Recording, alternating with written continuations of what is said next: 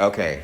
So we talked about basic rules for probability, and now we're just pulling these rules probabilities there. You'll see we get our total, and it's out of every student there. That gives us our total. Then we change that into a decimal rounded to 2 decimal places, which they didn't do.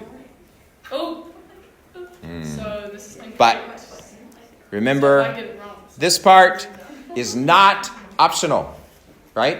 If you don't put the probability and what you're measuring, now you can abbreviate as long as it's understandable. Don't get carried away. But you have to have something. Okay? Let's look at the next one. What is the probability of the student chosen at random? So is that everybody or a certain group? Everybody. Everybody. So it's going to be out of 200 again. Has a reaction time of... That's what we just did. Oh, wait a minute. What is the probability that the student chosen at random from this female was a female? A female. So now are we talking specific category? Yes. So that's a different total. With a reaction time of under 500. 500. So... Can you go back to the table, please? Yeah, okay. So it's a student chosen at random. So that's everybody, right? But we want female with a reaction under 500 milliseconds. So let's go back to our table. Everybody was 200, right? So it's probability of female less than 500. Brackets, 97. And that's right there, 97. Out of how many total students? 200, sorry. And then again, they want you to take that to 2 decimal places. So just enter it in your calculator and get the 2 decimal places. Wait, no, I can't do that. Can I use my phone as a calculator? 0.49? Yes, you may. I lost my cue. Okay. Look, I put it. All right, coming back to you. Yeah, love it. Love it. I didn't say anything. This is y'all's time. Okay. What's the probability of the male student chosen at random from this sample? Now, this one's different. Why? Because it's a male student. We only want to look at the category of male students, right? Yep. Okay. So be careful. That's going to change the number on the bottom of your outcomes. All right. Has a reaction time of under 500 milliseconds. So going back, we're only considering the things in this column. And what did we say the total for this column was? 85. So the probability of a male under 500 is 77 over. Well, 80. Okay, yeah. So out of 85. So 77. Yes, I'm sorry. Out of 85. Which, of course, you would then turn into a decimal with 2 places. Always there a chance you can scroll up a little? I just want to see what the Okay. Like down. Like Probability that a male student. That's the question right there. Under 5 for what? What are they again? A reaction time for what though? Okay. So we'll get there. Take one away. What did you take? All right. Now. Okay. Exactly. So think about it. Yes, she does. She doesn't. Yes, she doesn't actually. Wait, I'm confused. Okay, hold on a minute. We'll talk about it. So remember the two conditions. Now, but remember that we're doing 2 of the same thing. Yeah? Well, the first one is just straight probability. But the second one, do I still have 104 people to choose, 174 people that could work it? No, I have 1 less. Do I still have 200 people to choose from? No, I have 1 less. And that's what that subtract the 1 is. Remember that if you have the probability of 1, you need to see, are they mutually exclusive? In other words, if I pick a person to do it, can I pick that person a second time? No. Right? I've already chosen that person, so I need to I'll select someone else. That means I have fewer people to select from and fewer people to succeed. And you got the 134 from adding all the females and males under 5. Yeah. Anybody who was under. We actually already had that one. It's all good. All right. So remember, watch out if you have more than that. And then they just multiply them together. And again, breaking their own rules. What did they not do? 2 decimal places. Yeah, I know. Why the heck would you put? Why would you put 2 decimal places and then not do it? But anyway, so you just round that to 2 decimal places. Okay, makes me crazy. I'm telling you, I'm going to start with Education Perfect. Do you want to hear my? Okay, so Determining the probability consistently, that's one. That's for the first one. Second question is another achieve. Third question, determining that probability for a specific group was a merit. They did just 3. Is it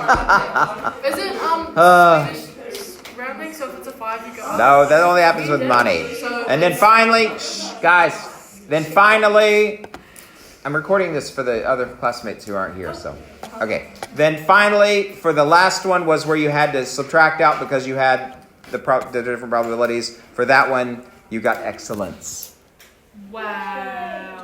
That's what I was. I'm going to look at all your papers and make sure you all get excellence if you get that question. Okay? Tough life, yeah. And they have a test. Okay, next. Okay. Let's calm down. Marino is helping to organize a gala at his school. He's going to use 2 spinners drawn below. We love the spinners. Okay? We have spinner A with 2, 4, 6, 8 on it. Spinner B with 1, 3, 5 on it. If Marino spins spinner A, what is the probability the arrow points to 2 or a 6? Yes, so we're going to have to add them together. So what we're looking for is the probability of 2 plus the probability of 6. Remember, or means plus. So what is the probability of 2? How many 2s are there? 1 out of how many different choices? 4. Plus probability of 6. How many 6s are there? Out of how many different ones? 4. So one fourth and another fourth makes how many fourths? 2 fourths, which is 1/2. Okay? And they don't say anything about decimals this time, I don't think, but this time it's equal. okay. No, but this time it's not. But then if you do 2 plus 1, which is half. He plans to offer a game where the player can win $10. Each player will spin only once. If the total for the 2 spinners is more than 10. So think about this phrase, more than 10. Does that mean including 10? No, it has to be more than 10. But does 10 start at 9 or 11? What?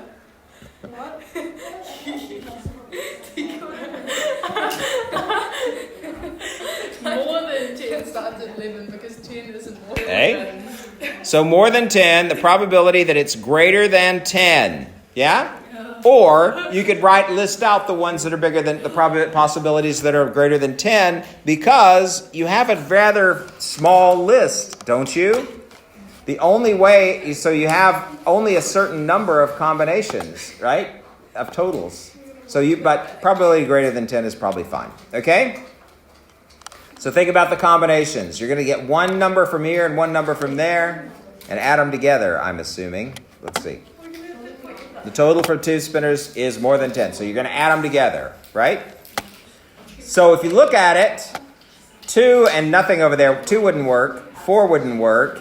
An 8 would work with a 3 or a 5, right? And a 6 would work with 5. And that's your only things, right? So if you score anything other than an 8 or a 6, it's not going to happen over here, right? And then, of course, you need to combine them with the right combinations over there. So there aren't that many totals you could have. Okay. He plans to charge the players $2 to play the game. To test the game, he plays it and draws the following graph of his results. So here's the graph of his results, right? So we're just going to read information from the graph. Yeah. From his results, what is the probability that the player will spend a total of more than 10? From his results. Okay? So that means we're looking at these 2 columns, yeah? So how many is that? That's 5 and that's 4. So that's 9 out of how many? Out of the chances. Come on. Shh. Out of how many spins? More.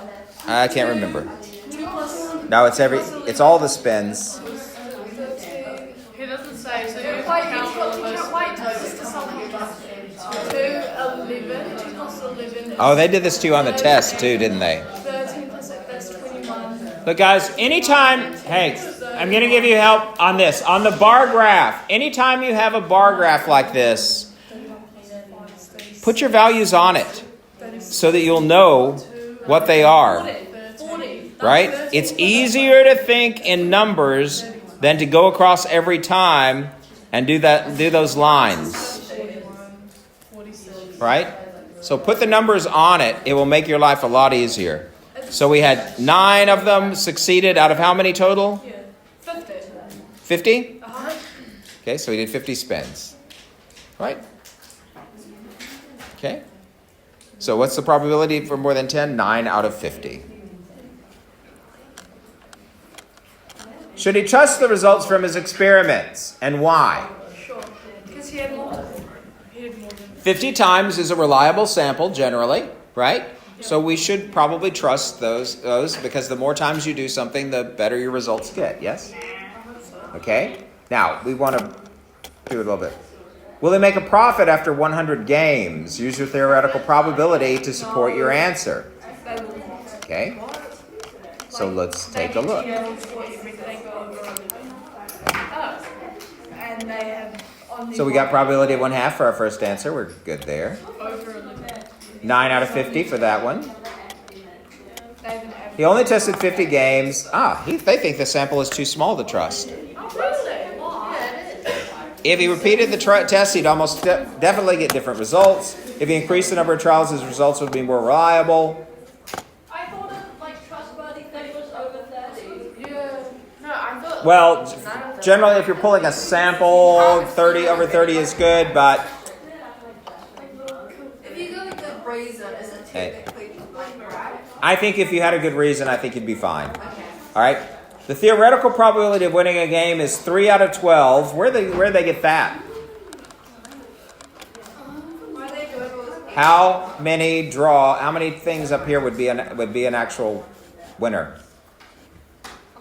8 and 3, 8 and 5, 6 and 5. That's 3 out of how many? 7. 1, 2, 3, 4, 5, 6, 7. Right? They have 3 out of 8, though, don't they? So we're going to stop there because we're descending into chaos and time's almost up.